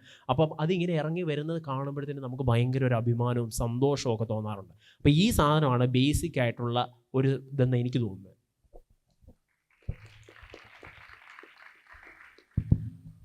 Hello, Joel Cheta. I am Adityan Tia. My question is that from a recent conversation, I found that you are relatively good in sales, negotiation, and deal making. I would like to know how your journey of becoming a good salesman, and this is a very good question, because I like to know how you in sales and all these things. I like to know can you get us through that process about sales, deal making, and negotiation? Negotiation ചെയ്യാനായിട്ട് നമ്മുടെ സെയിൽസിലുള്ള ആൾക്കാരും ഇവരൊന്നും എന്നെ കൊണ്ടുപോകാറില്ല. കാരണം ഞാൻ കസ്റ്റമറുടെ ഭാഗത്തു നിന്നായിരിക്കും പലപ്പോഴും ചിന്തിക്കുന്നതും പറയുന്നതും ഡീൽ മേക്ക് ചെയ്യുന്നതും. അതായത് ഇപ്പം നമുക്കൊരു കംപ്ലയിൻറ്റ്, ഒരു റിട്ടേൺ ആയിട്ട് ഒരാൾ വരികയാണെന്ന് വിചാരിച്ചു, അവരോട് ഞാൻ പറയുന്ന എൻ്റെ സ്ട്രാറ്റജി എന്നായിരിക്കും എന്ന് പറഞ്ഞു കഴിഞ്ഞാൽ, ഞാൻ ഓർക്കുന്നത് ഞാനാണ് ഈ സ്ഥലത്ത് നിൽക്കുന്നതെന്നുണ്ടെങ്കിൽ എൻ്റെ സാധനം എന്നായിരിക്കും, അതായിരിക്കും ഞാൻ ആലോചിക്കുന്നത്. അപ്പം നെഗോസിയേഷൻ്റെ അകത്ത് ബാക്കിയുള്ളവരുടെ വിധത്തിൽ ഞാൻ അത്ര ശരിയല്ലെങ്കിലും എൻ്റെ വിധത്തിൽ അതുതന്നെയാണ് ശരി. അങ്ങനെ വരുമ്പോൾ ശരിക്കും ഈ സെയിൽസിലുള്ള ആൾക്കാർ അല്ലെങ്കിൽ സാധാരണ ആൾക്കാർ എന്നാ വിചാരിക്കുന്നതെന്ന് പറഞ്ഞു കഴിഞ്ഞാൽ, 800 രൂപയുടെ 1000 രൂപയുടെ ഒരു സാരി ഇപ്പോൾ ഇത് വെറുതെ വന്ന് പറഞ്ഞപ്പോഴേ അതെല്ലാം ഒരാൾക്കാരും മാർക്ക് കൊടുക്കത്തില്ല. നിങ്ങൾ എന്തിനും ജോയിൽ ഒരു പാവമായതുകൊണ്ട്, ഒരു പൊട്ടനായതുകൊണ്ടല്ലേ മാർക്ക് കൊടുക്കുന്നത്. പക്ഷേ ശരിക്കും ആരാ ബുദ്ധിമാൻ? ഒന്ന് ആലോചിച്ച് നോക്കിയേ. ആ സാധനം ഞാൻ മാറ്റി കൊടുത്താൽ, അല്ലെങ്കിൽ അവരതിനൊരു സാറ്റിസ്ഫൈഡ് ആയിട്ടൊരു കസ്റ്റമറായിട്ട് ഇറങ്ങിയാൽ അവർ 10 പേരോടെങ്കിലും അത് പറയും. അവരെപ്പോഴും എൻ്റെ ഒരു നല്ല കസ്റ്റമറായിട്ട് എനിക്കതിനെ റീറ്റെയിൻ ചെയ്യാൻ പറ്റും. അവരൊരു 10 പേരോട് എത്ര വലിയ ഹോർഡിങ് ഞാൻ വെക്കുന്നതിനേക്കാളും ഏറ്റവും വലിയ പ്രൊമോഷൻ എന്നാന്ന് വെച്ച് കഴിഞ്ഞാൽ വേർഡ് ഓഫ് മൗത്താണ്. ഒരാളോട് പറഞ്ഞ് കേട്ടറിഞ്ഞിട്ട് വരുന്നതാണ് നമ്മളിൽ കൂടുതലും. ട്രിവാൻഡ്രത്ത് ഒരൊറ്റ ഹോർഡിങ് പോലും നമ്മൾ വെച്ചിട്ടില്ല. ഏറ്റവും കൂടുതൽ കസ്റ്റമേഴ്സ് നമുക്കിപ്പം വരുന്നത് ട്രിവാൻഡ്രം ടു ഇങ്ങോട്ടുള്ള റീജിയനിൽ നിന്നാണ്. അപ്പം ഞാൻ പറയുന്നത് എന്നാന്ന് വെച്ചാൽ, നെഗോസിയേഷൻ എൻ്റെ സ്റ്റൈൽ എന്ന് പറയുന്നത് കസ്റ്റമർ പോയിൻ്റ് ഓഫ് വ്യൂ, ഇപ്പുറത്ത് നിൽക്കുന്ന ആൾക്കാരുടെ പോയിൻ്റ് ഓഫ് വ്യൂ നിന്നുകൂടെ നമ്മൾ ആലോചിക്കണം. മാനേജ്മെൻറ്റിൻ്റെ ഭാഗത്തുനിന്ന് ആലോചിക്കുന്നതിനോടൊപ്പം എനിക്ക് നഷ്ടം വരും എന്നുള്ളത് എനിക്കറിയാം. പക്ഷേ ഇപ്പുറത്തെ സ്ഥലത്തുനിന്നും കൂടെ നമ്മൾ ആലോചിച്ചാൽ അതൊരു നല്ല നെഗോസിയേഷൻ ആവും. അപ്പം അത് അവർ അംഗീകരിക്കും. അത് ആ സാധനം അത് അവർ വിശ്വസിക്കും, അംഗീകരിക്കും. അപ്പം അതാണ് നെഗോസിയേഷൻ്റെ സംഭവം. പിന്നെ സെയിൽസിൻ്റെ കാര്യത്തിലും ഞാൻ ചെയ്യുന്ന ഇതേ സ്ട്രാറ്റജി തന്നെയാണ്. അതായത് ഇപ്പോൾ ഒരു 30,000 രൂപയുടെ ഒരു മന്ത്രകൂടിയും 50,000 രൂപയുടെ മന്ത്രകൂടിയും ഒരാളെ എടുത്തിട്ട് ഇങ്ങനെ വെച്ച് നിൽക്കുക, ഒരു ഡിലേമേ നമ്മൾ എന്നാ എടുക്കണം എന്നറിയാൻ മേലാതെ ഇങ്ങനെ നിൽക്കുകയാണ് എന്നുണ്ടെങ്കിൽ എന്നോട് ചോദിക്കുകയാണെങ്കിൽ ഞാൻ പറയും ആ 30,000 രൂപയുടെ സാരിയാണ് ആ ആൾക്ക് ചേരുന്നതെങ്കിൽ ഞാൻ പറയും ആ 30,000 രൂപയുടെ സാരി എടുത്താൽ മതി. കാരണം ആൾക്ക് ചേരുന്നതിനകത്താണ് കാര്യം. ആൾക്ക് ചേർന്ന് ആ സംഭവം 1,000 പേര് ആയിരിക്കും ആ ഫംഗ്ഷന് വരുന്നത്. അവരെല്ലാം അതിനെ അപ്രീഷിയേറ്റ് ചെയ്യുമ്പോൾ എത്ര ആയിരങ്ങൾ നമുക്ക് വേണ്ടി തിരിച്ചു വരും. അപ്പം നമ്മുടെ സാധാരണ ആൾക്കാർ വിചാരിക്കുന്നത് എന്നാന്ന് പറഞ്ഞു കഴിഞ്ഞാൽ 50,000 രൂപയുടെ സാരി ഞാൻ ഓൾമോസ്റ്റ് എടുപ്പിച്ച് വെച്ചിരിക്കുകയായിരുന്നു, അപ്പോഴാണ് ജോലി കയറി വന്നത് എന്ന് നമ്മുടെ ചേച്ചിമാർ പറയാറുണ്ട്. പക്ഷേ ശരിക്കും പറഞ്ഞു കഴിഞ്ഞാൽ സാധാരണ സെയിൽസിൻ്റെ ആൾക്കാരുടെ കൂട്ടത്തിൽ നോക്കിക്കഴിഞ്ഞ് കഴിഞ്ഞാൽ എൻ്റെ സെയിൽസ് സ്ട്രാറ്റജീസും എൻ്റെ നെഗോസിയേഷൻ സ്കിൽസും അത്ര ശരിയൊന്നുമല്ല. പക്ഷേ എൻ്റെ വിധത്തിൽ ഞാൻ ഓർത്ത് കഴിയുമ്പോഴത്തേന് ഞാൻ ഏറ്റവും നല്ല നെഗോഷിയേറ്ററും അതുപോലെ തന്നെ സെയിൽസിൻ്റെ ആളുമാണെന്ന് എനിക്ക് തോന്നാറുണ്ട്. കാരണം ഞാൻ ആലോചിക്കുന്ന എപ്പോഴും കസ്റ്റമർ പോയിന്റ് ഓഫ് വ്യൂവിലായിരിക്കും. ജോലേട്ടാ, ഫസ്റ്റ് ഓഫ് ഓൾ എനിക്ക് ശരിക്കും സോറി പറയാനുണ്ട്. കാരണം ജോലേട്ടൻ ആ പ്രസംഗം പറഞ്ഞപ്പോഴത്തേക്കും തയ്യൽ കട എന്ന് പറഞ്ഞൊരു റെഫറൻസ് പറഞ്ഞില്ലേ. സോ 3 years ബാക്ക് ഞാൻ ഈ കോളേജ് ജോയിൻ ചെയ്ത് BCom ജോയിൻ ചെയ്ത സമയത്ത് ഞാൻ കേരളത്തിന് പുറത്തായിരുന്നു. സോ എംലോഫ്റ്റിനെ പറ്റി കേട്ടിട്ടില്ല. സോ അന്ന് എൻ്റെ ഫ്രണ്ട്സ് എൻ്റെ അടുത്ത് എംലോഫ്റ്റ് എന്ന് പറഞ്ഞപ്പം ഞാനും ഇതിനെ വെറും ഒരു തയ്യൽ കട എന്ന് വിചാരിച്ചിട്ടുണ്ട്. സോ അന്ന് എനിക്ക് ബിസിനസ് ആൻഡ് കൊമേഴ്സിനെ പറ്റി എനിക്കൊന്നും അറിയത്തില്ലായിരുന്നു. Fast forward to today 3 years later ഞാൻ ബിസിനസ്സിനെയും കൊമേഴ്സിനെ പറ്റി നന്നായിട്ട് വായിച്ച് കഴിഞ്ഞിട്ട് ഒരു സെക്ടറിനെ ഓർഗനൈസ് ചെയ്യുമ്പോൾ ഉള്ള ബെനിഫിറ്റ്സ്, ഇപ്പോൾ തനിഷ്കും കല്യാൺ ജുവലേഴ്സും ഫ്രഷ് ടു ഹോമും ഇതുപോലുള്ള കമ്പനീസ് ചെയ്ത മാജിക്കും എല്ലാം വായിച്ചു കഴിഞ്ഞപ്പോഴത്തേക്കും today I am really apologetic to what I thought 3 years back and you proved me wrong. So എനിക്കൊരു ചോദ്യമായിട്ടുള്ളതെന്ന് പറഞ്ഞാൽ ഞാൻ ഇപ്പം എംലോഫ്റ്റിൻ്റെ വെബ്സൈറ്റിൽ കൂടെ ഇപ്പോൾ കയറി നോക്കുമായിരുന്നു. I just read it entire thing. So നിങ്ങളുടെ ടാഗ് ലൈനായിട്ട് കൊടുത്തിട്ടുള്ള വേറെ റിയൽ ബ്രൈറ്റ് ഷൈൻ എന്നാണ്. സോ ഈ റിയൽ എന്ന ഒരു അഡ്ജക്റ്റീവ് ഇല്ല അവിടെ, അത് വളരെ ആംബിഗ്വിറ്റി ഉണ്ടാക്കുന്നുണ്ട്. സോ അതായത് ഇത് റിയൽ ആണെങ്കിൽ what's the other side fake ആണോ? എൻ്റെ ഒരു അണ്ടർസ്റ്റാൻഡിങ്ങിനെ ഒന്ന് അഫോം ചെയ്യാൻ വേണ്ടി ഞാനൊരു 3-4 A പ്ലാറ്റ്ഫോംസിൽ കൂടെ കയറി ഇറങ്ങി. സോ A പ്ലാറ്റ്ഫോംസ് വരെ ഇച്ചിരി ലൈക്ക് ഒത്തു പോകുന്നില്ല. സോ ആ ഒരു ടാഗ് ലൈൻ വെക്കുന്ന ആ ഒരു മൊമെൻറ്റിൽ ചേട്ടന് തോന്നിയ ആ ഒരു ഇൻസൈറ്റ് എന്താണ്? So I want to know that. നമ്മൾ കൂടുതലും കണ്ടിരിക്കുന്നത് എന്നതാ, ഒരു ഭയങ്കര ഭംഗിയുള്ള ഒരു പെങ്കൊച്ച്, അത് അല്ലെങ്കിൽ നമ്മളൊരു മോഡൽസ് മുംബൈയിൽ നിന്നോ അമേരിക്കയിൽ നിന്നോ അല്ലെങ്കിൽ ഇപ്പം തന്നെ നമ്മൾ പല ഹോർഡിങ്സിലും നമ്മൾ നോക്കിക്കഴിഞ്ഞ് കഴിഞ്ഞാൽ വെരി ഫെയർ, ഭയങ്കര ടോൾ, നല്ല മോഡൽ ഫീച്ചറുള്ള ഒരാൾ സാരി ഉടുത്തിട്ട് വന്നിട്ടുള്ള ഒരു സാധനം മാത്രമാണ് നമ്മൾ ഈ ഹോർഡിങ്സിലും ബാക്കി സാധനങ്ങളിലും എല്ലാം കാണുന്നത്. അതായത് മോഡലിൽ ബ്രൈഡ് ആയാൽ എങ്ങനെ ഇരിക്കും എന്നൊരു സിനാരിയോ ക്രിയേറ്റ് ചെയ്തിട്ട് വെച്ചിരിക്കുന്ന സംഭവങ്ങളാണ് നമ്മൾ കൂടുതലും കണ്ടിരിക്കുന്നത്. പക്ഷേ നമ്മൾ കൂടുതലും ശ്രദ്ധിക്കുന്ന പ്രൊമോഷൻസ്, അതായത് നമ്മൾ മറ്റേത് ചെയ്യാറില്ലെന്നല്ല, ചെയ്യാറുണ്ട്, പക്ഷേ അതിൻ്റെ പെർസെൻറ്റേജ് രണ്ടും ഭയങ്കര വ്യത്യാസമായിരിക്കും. അതായത് സാധാരണ ഒരു ബ്രാൻഡ് ചെയ്യുന്നത് എങ്ങനെയാണെന്ന് വെച്ചാൽ 80% ഇങ്ങനെ, അതായത് നമ്മളിങ്ങനെ ആണെങ്കിൽ ഇങ്ങനത്തെ ഒരു സാരി ഒരു മോഡലിനെ ഉടുത്താൽ എങ്ങനെ ഇരിക്കും എന്നുള്ളത് പ്രൊമോട്ട് ചെയ്യുകയും അല്ലെങ്കിൽ അങ്ങനെ ആയിട്ടുള്ള ആ പിക്ചേഴ്സും സാധനങ്ങളായിരിക്കും അവരുടെ പ്രൊമോഷനകത്ത് കൂടുതലായിട്ട് ഉപയോഗിക്കുന്നത്. റിയൽ ആയിട്ടുള്ള സംഭവങ്ങൾ 20% ആയിരിക്കും അവരുടെ സോഷ്യൽ മീഡിയക്കകത്താണേലും അല്ലാതെ ആണേലും ഉപയോഗിക്കുന്നത്. പക്ഷേ നമ്മൾ എന്നാ ചെയ്യുന്നതെന്ന് പറഞ്ഞാൽ നേരെ തിരിച്ച് 80% റിയൽ ബ്രൈഡ്സ്, നമ്മൾ റീലുകളുടെ സംഭവങ്ങൾ നോക്കിക്കഴിഞ്ഞ് കഴിഞ്ഞാൽ റീലിനകത്ത് ഏറ്റവും കൂടുതൽ റീച്ചുള്ളതും അത് തന്നെയാണ്. റിയൽ ബ്രൈഡ്സ്, റിയൽ ആയിട്ടുള്ള ബ്രൈഡും റിയൽ ആയിട്ടുള്ള അപ്പനും അമ്മയും റിയൽ ആയിട്ടുള്ള അവരുടെ എക്സ്പ്രഷനും സംഭവങ്ങളും തന്നെയാണ് നമ്മളുടെ ശരിക്കും പറഞ്ഞുള്ള മോട്ടീവ്. ഈവൻ നമ്മൾ ഈ വെച്ചിരിക്കുന്ന ഹോർഡിങ്സിനകത്ത് ആദ്യം ഉടുത്തിരിക്കുന്ന അഹാന കൃഷ്ണൻ്റെ സാധനം, അഹാനയുടെ സാരി അവരുടെ പുള്ളിക്കാരിയുടെ അനിയത്തിയുടെ കല്യാണത്തിന് പുള്ളിക്കാരി റിയലായിട്ട് ഉടുത്തതാണ്. നമ്മളെ ചൂസ് ചെയ്ത് നമ്മളുടെ പല സാരികൾ കാത്തുനിന്ന് പുള്ളിക്കാരി ചൂസ് ചെയ്ത് ആ സാരി ഉടുത്തിട്ടുള്ള സാധനമാണ് നമ്മുടെ ഹോർഡിങ്ങിൽ കയറിയിരിക്കുന്നത്. ഇപ്പം വെച്ചിരിക്കുന്ന ദിയാകൃഷ്ണൻ്റെ കല്യാണത്തിന് ദിയാകൃഷ്ണൻ റിയലായിട്ട് വെയർ ചെയ്തിരിക്കുന്ന സാധനമാണ് നമ്മളുടെ ഇത് വന്നിരിക്കുന്നത്. ജയറാമിൻ്റെ മകൻ്റെ കല്യാണത്തിന് അവരുടെ ഒരു ഔട്ട്ഫിറ്റിൻ്റെ സാധനമാണ് നമ്മൾ ചെയ്തിരിക്കുന്നത്. അപ്പം നമ്മൾ കൂടുതലും ഫോക്കസ് ചെയ്യുന്നത് റിയൽ ആയിട്ടുള്ള ബ്രൈഡ്സിനെയാണ് ഫോക്കസ് ചെയ്തിരിക്കുന്നത്. പിന്നെ എന്തുകൊണ്ട് സാധാരണക്കാരൻ്റെ ചെയ്യുന്നില്ല എന്ന് പറഞ്ഞു കഴിഞ്ഞാൽ സാധാരണക്കാരൻ്റെയിലേക്ക് എന്ന് വെച്ചാൽ ഇപ്പോൾ ജോസ് കെ മാണിയുടെ മോളുടെ മന്ത്രം കൂടി നമ്മുടെ അടുത്തായിരുന്നു. ആരതിപ്പൊടി റോബിൻ രാധാകൃഷ്ണൻ്റെ കല്യാണത്തിൻ്റെ സാരികൾ മുഴുവൻ ഇവിടുന്നായിരുന്നു, നമ്മുടെ അടുത്തു നിന്നായിരുന്നു എടുത്തത്.